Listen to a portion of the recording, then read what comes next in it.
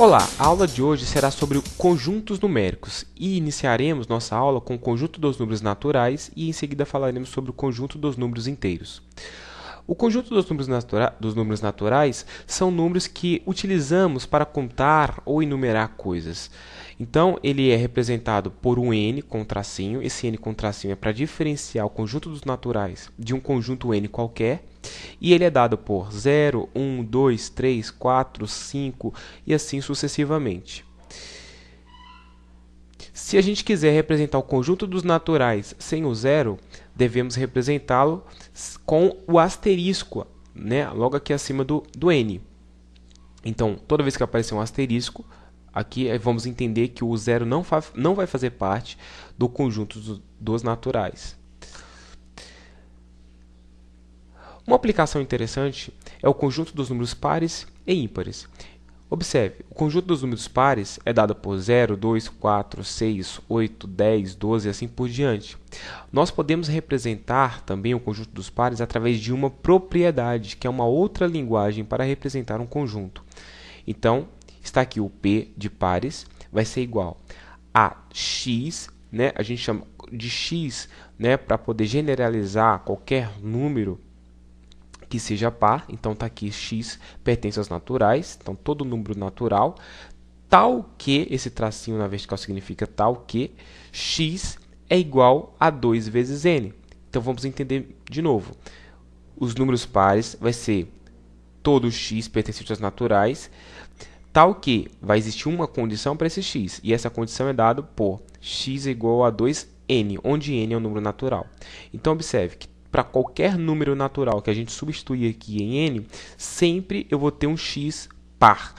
Exemplo, se o n for igual a 0, vai ficar 2 vezes 0. Observe aqui, vai dar um número par. Se o n for igual a 1, vai ficar 2 vezes 1, vai dar 2. Também será um número par. Se o n for igual a 2, vai ficar 2 vezes 2, 4. Vai gerar também um número par. Então, esta é a propriedade, né? A forma de escrever o conjunto dos números pares através de uma propriedade. Então, está aqui embaixo. Conjunto dos números ímpares. Vamos representar aqui por i, que é igual a 1, 3, 5, 7, 9, 11, 13 e assim sucessivamente. Se a gente quiser representar esse conjunto através de uma propriedade, da mesma forma que fizemos para o conjunto dos números pares, vamos ter que escrevê-lo da seguinte maneira. O conjunto dos ímpares, vamos representar aqui por i, vai ser igual a x pertencente aos naturais, ou seja, qualquer número pertencente aos naturais, desde que seja satisfeita a seguinte condição. O x ele tem que ser igual a 2n mais 1. Então, observe que esta fórmula aqui vai me garantir que para qualquer n natural que a gente colocar aqui, sempre eu terei um x ímpar. Exemplo, se o n for igual a 0, vai ficar 2 vezes 0 vai dar 0, mais 1 é igual a 1, vai gerar um número ímpar. Se o n for 2, 2 vezes 2 dá 4, mais 1, 5, também vai gerar um número ímpar. Ok? Vamos falar agora sobre o conjunto dos números inteiros. O conjunto dos números inteiros vai ser justamente o conjunto dos naturais acrescido dos seus simétricos, ou seja, com sinal de menos na frente. Então, observe que daqui do zero, à direita do zero, a gente tem o conjunto dos números naturais, que é esta parte aqui, e à esquerda do zero também temos o conjunto dos naturais, ó, 0, 1, 2, 3, 4 e assim por diante. A diferença é que aqui agora a gente coloca um sinal de menos para indicar que o número que é um número negativo. Geralmente o conjunto dos inteiros é muito utilizado para representar dívida, temperaturas negativas, etc. Né? E nós representamos o conjunto dos inteiros também por um z com uma barrinha dupla aqui para diferenciar de um conjunto z qualquer. Então, toda vez que aparecer um z com uma outra barrinha juntinha aqui, vamos entender que se trata do conjunto dos números inteiros. Da mesma forma que fizemos com os naturais, se a gente quiser representar os inteiros sem o zero, devemos colocar um asterisco aqui em cima. Então, vai ficar os inteiros sem o zero é representado por z asterisco. E observe que aqui está todos os números inteiros, né, com reticência aqui para a esquerda e reticências aqui para a direita, para indicar que ele é infinito, né, tanto negativamente quanto positivamente. E observe que o zero não vai fazer parte deste conjunto. Ok? Vamos ver alguns exemplos. Primeiro exemplo aí, vamos representar os seguintes conjuntos por meio de uma propriedade. Letra A, eu quero representar este conjunto A, que é o 2, 3, 4 e 5. Observe que esses números são números naturais e também são números inteiros. E eu quero utilizar uma propriedade, igual a gente utilizou lá para representar os pares e os ímpares, né? Daquela forma, x pertence aos naturais, tal, que, e etc. Então vamos ver como é que vai ficar.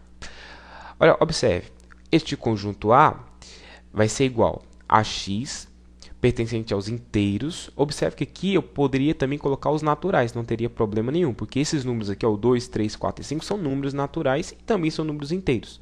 Então, resolvi utilizar os números inteiros. Então, vai ficar x. Esse x aqui, ele vai ser exatamente estes números, o 2, o 3, o 4 e o 5. Né? Então, vai ficar x pertence aos inteiros. Vem agora a condição, que é representada por tal que é essa barrinha vertical. Agora, vamos ver o que está acontecendo. Observe que o 2 ele é o menor número de todos aqui. Então, a gente vai colocar aqui 2, ele é menor e também pode ser igual a qualquer número aqui. Ou seja, que é justamente o nosso x. Então, 2 é menor ou igual a x. E o nosso x, para todo número que está aqui, observe que todos os números aqui são menores do que 5. Ou, no caso de ser 5, vai ser igual a 5. Então, a gente vai colocar que x é menor ou igual a 5. Beleza? Exemplo B. Vamos representar aí o conjunto A, que é menos 4, menos 3, menos 2, menos 1, 1, 2, 3, 4, 5 e 6. Observe que a gente tem aqui números inteiros, porque eu tenho tanto positivo quanto negativo. Observe também que o zero não faz parte deste conjunto. Então, se eu quiser usar um x para representar todos estes elementos, a solução vai ficar da seguinte maneira.